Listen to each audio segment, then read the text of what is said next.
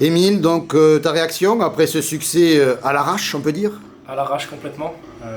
On ne s'est pas facilité la chose. On a fait 15 très bonnes premières minutes.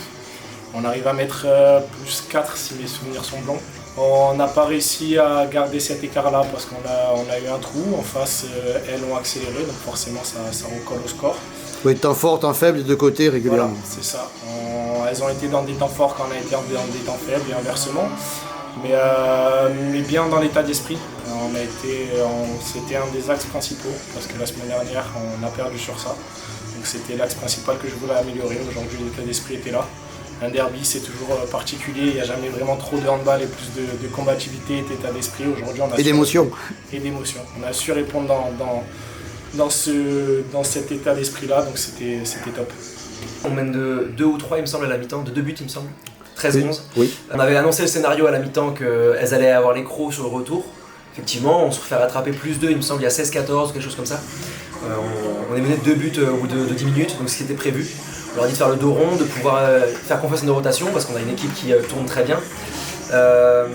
Et on s'est dit que le match allait se jouer dans le money time, donc dans 5 minutes.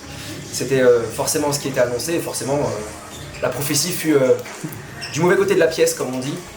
Je ne vais pas essayer de trouver de facteurs extérieurs puisque je pense que notre manque de sincérité vers le but ou de responsabilité a été un peu à déplorer.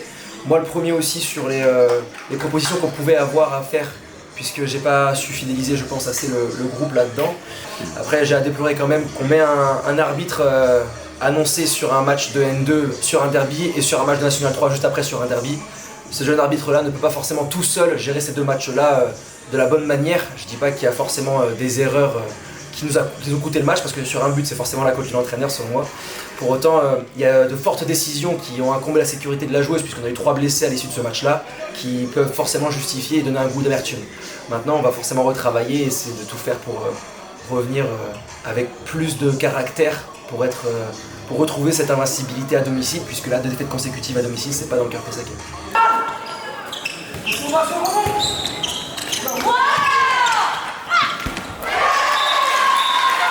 Ça se joue à la fin, dans le final. Sur quoi, à ton avis? Sur l'engagement défensif, on a su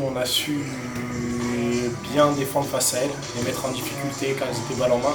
On récupère des ballons et on gère bien la fin du match. On ne gaspille pas les ballons, on ne se projette pas trop vite, on gère plutôt bien la fin du match. Donc c'est sur ça, bravo aux filles. J'ai trouvé aussi que dans ton équipe, tu avais une accélératrice de particules avec beaucoup de caractère. On a le retour de Cléo Seaille qui nous fait du bien, qui nous amène cette expérience-là. Cléo est une très bonne joueuse qui a évolué en National 1, en Division 2, donc c'est vrai qu'elle a du handball. Elle revient de ses croisés, donc ça lui fait du bien de prendre du temps de jeu. On voit qu'elle est allée sur le terrain, elle n'a pas d'appréhension, elle met du rythme, elle apporte de l'expérience à l'équipe, donc franchement top. Et du caractère. Et du caractère. Et j'ai trouvé aussi peut-être du manque d'efficacité justement dans le final, où Pessac a peut-être été un peu moins efficace à la finition. Je sais pas si c'est parce qu'on est moins efficace ou si parce que nos gardiens n'ont pas été présentes ce soir. Je pense qu'il y a il y a eu une vraie absence, peut-être due à l'événement qui était peut-être trop haut. Elles se sont mentalement fait une montagne, alors que ça reste qu'un jeu. Et c'est là où elles doivent pouvoir s'amuser, puisqu'on on prend une licence, je pense, pour ce genre de match, pour ce genre d'émotion, pour ce genre d'événement. C'était très chouette à vivre. Et je pense qu'on s'est fait inhiber mentalement par tout ça. Et surtout quand on n'est pas récompensé par un arbitre qui ne sécurise pas les joueuses. Je pense qu'on cherchait à avoir des pénaltys, des sanctions et avoir des 2 minutes ou des buts. Malheureusement, on jouait en arbitrant et pas avec le cœur ou le caractère, et je pense que c'est encore ça, ce manque à gagner. Mais encore une fois, ça reste de très jeunes joueuses, un groupe tout neuf, on a encore beaucoup à travailler dans cette ambition.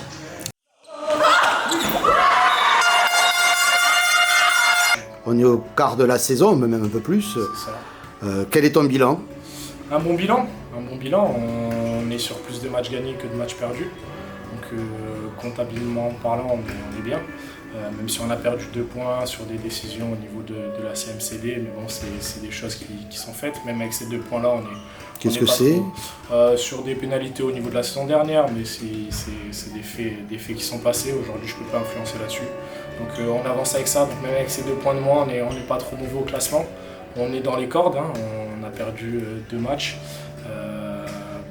l'extérieur où on aurait pu aller chercher sûrement l'égalité.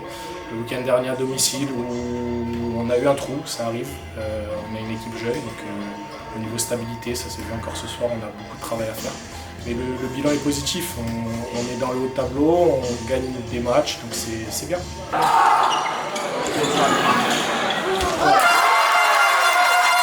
Donc on est plus du quart de la saison déjà. Quel premier bilan tu peux en tirer? Mitigé, puisqu'on fait 3 victoires et 3 défaites. Je dirais qu'on sait se déplacer dans des gros déplacements du coup, puisqu'on perdre à Montluçon a été une leçon. Gagner à Mamers, ce n'était pas évident, donc ça a montré que les filles avaient des ressources. Maintenant, on doit pouvoir intégrer l'événement comme une opportunité et pas comme une crise. Et j'ai l'impression que les matchs avec beaucoup d'enjeux ou avec beaucoup d'exigences leur défilent un peu devant les yeux.